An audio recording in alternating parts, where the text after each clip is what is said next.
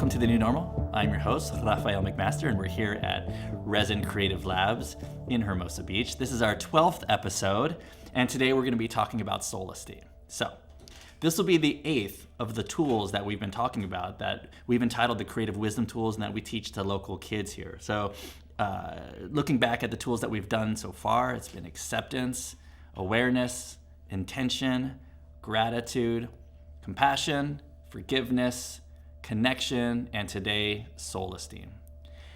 And we've been on the fence debating whether or not soul esteem itself is a tool. It's more about a state that happens, a area of development, an experience. But we felt that it was so important that we wanted to create the space and the opportunity to get to talk about it and to teach our kids about it. And here's really what happened is, about a month ago, our kids had just completed yoga, and my partner Shelly Williams was doing yoga and teaching it, and the kids were in Shavasana.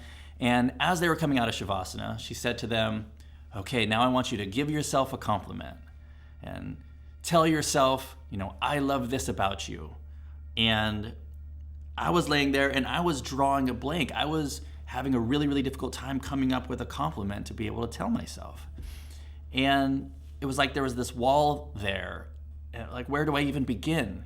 Being kind, saying nice things about myself. And afterwards, I sat there, and before I began teaching, I was just curious who in the class was having the same experience of having a challenging time coming up with kind things to say about ourselves, compliments for ourselves. I said, who else was having this experience? And all of the students raised their hands, having that same experience.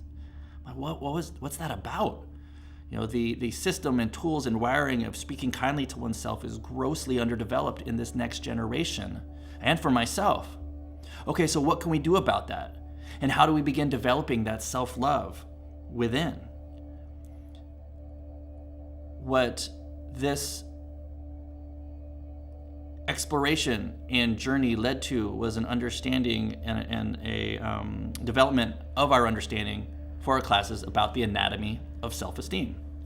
And the current way we're looking at it and teaching is that our self-esteem is really the merging of these two systems, the system of my soul as this eternal part of me, and the system of my human self, my ego, my material existence. And so fusing those two together, we really identified human esteem, and soul esteem. Okay, so we have both, right? As a human, I am a human having a spiritual experience and a spirit having a human experience. And that I have lineage with both entities. I have my human patterns and predispositions, neurological wiring, tribal beliefs that all come with the package of my human material body and the past lives and lineage, as well as the eternal memory and experiences of my soul reincarnating. So those two aspects of my being, the eternal soul and its esteem, and my human self, my ego and its esteem, are fused together in a sacred dance that I experience in real time as me. And in reflecting inwards for myself, I realized that the opposite of self-love wasn't self-hate in this instance. It was just a lack of self-love. More specifically, a lack of wiring that connects me to that everlasting and pre-existing source of love that is in there somewhere. Okay, so now how do I build the bridge of connection between my consciousness and my soul, with the understanding that my soul loves itself? It's eternal, it's awesome, and it knows it's awesome. It doesn't do negative self-talk or limiting beliefs. It doesn't have esteem issues. So how do I tap into that wiring to my soul? Okay, so we've come up with a couple exercises that I invite you to do with me. And these are the types of exercises that we do with our students here in our Creative Wisdom Tools program. So for this first one, I want you to close your eyes and imagine you're at a park, okay? And you find a baby, right? A little baby in a basket. You're looking at the baby, and you pick up this baby and you ask yourself, is this baby deserving of your care? Is this helpless baby deserving of your love? Yes, of course. Well, it's deserving of your love not because it's done anything or accomplished anything. It can't, it's just a baby. But it's deserving of our love because it's this little soul in there. Okay, I'm gonna try a different visual exercise. Keep your eyes closed. Now I want you to imagine a 6-year-old. He comes up to you, he's lost. He can't find his parents. Is he worthy of your care? Worthy of your love, or at least your kindness to help? The answer is yeah. At least for me, it says yeah. Well, he hasn't done anything to earn it, but he's worthy nonetheless because he's a human being.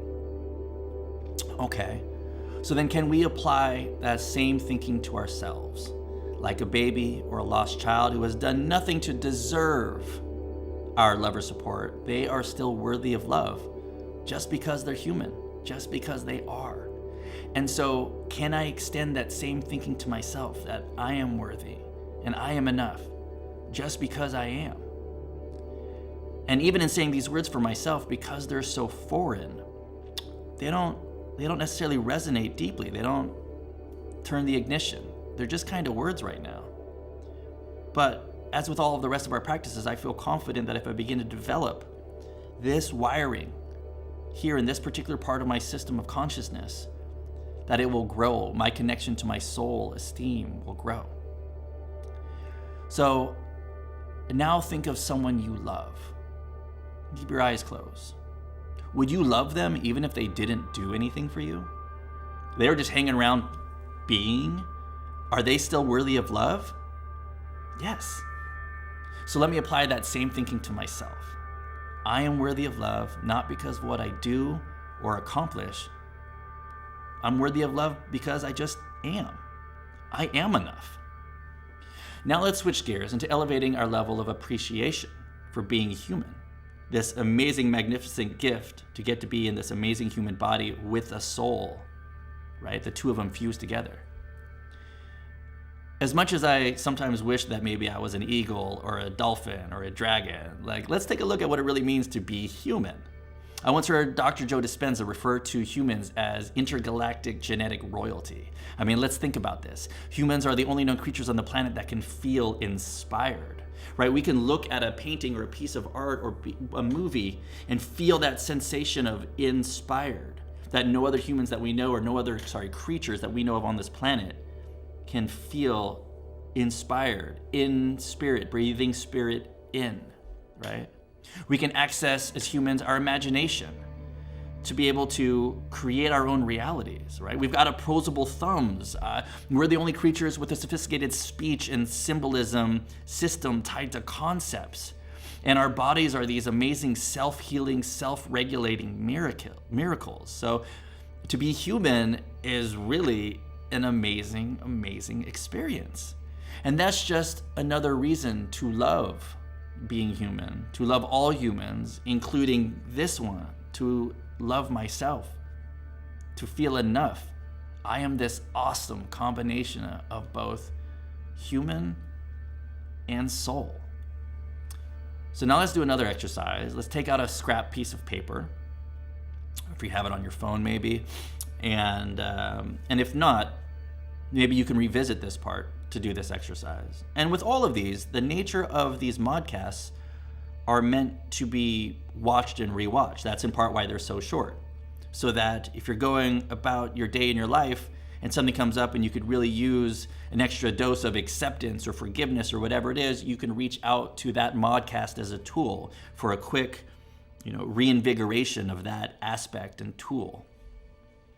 So with that scrap piece of paper, let's take a small handful of the people that love you, parents, family members, friends, and let's go ahead and list out at least 3, but up to 5 or 6 attributes or qualities that they would say are positive about you. All right, so let's take a moment and write some of those down. How would they describe you? How would they articulate the things that they love about you?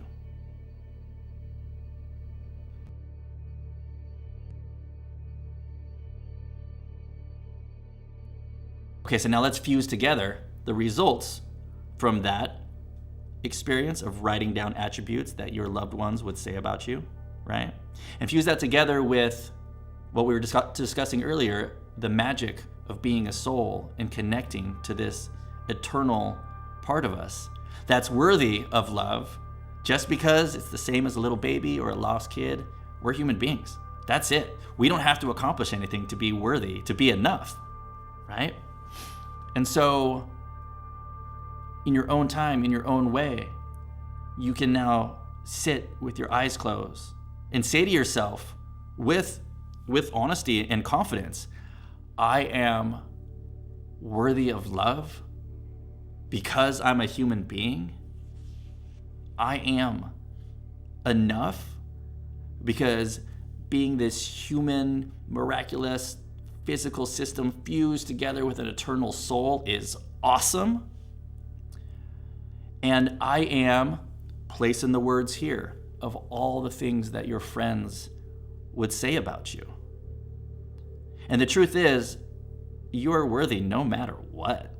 I am worthy no matter what. And my soul knows it if I can just get out of my own way. You know, lastly, that feeling enough-ness is a state of grace. It's not something that I can command with accuracy. But as with all states of grace, if I can lay the groundwork, if I can commit to practices like we discussed today, and work towards using those muscles of connecting to my soul esteem, to my enoughness, and create the preconditions present to invite grace into my life, that I am, in fact, enough. Because I have a soul, I am a soul, and in feeling that soul, I feel whole.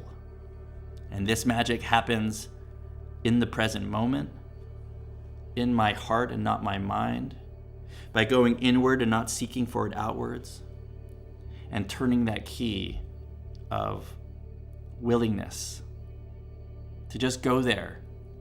And if it's hard at first, then each time I go there, it gets a little bit easier. And that's the practice. So that's it. That's all for today. Soul Esteem. Hopefully there was something in here that helped you in any way, that contributes to your growing and your journey and your path. And until next time, may the force be with you.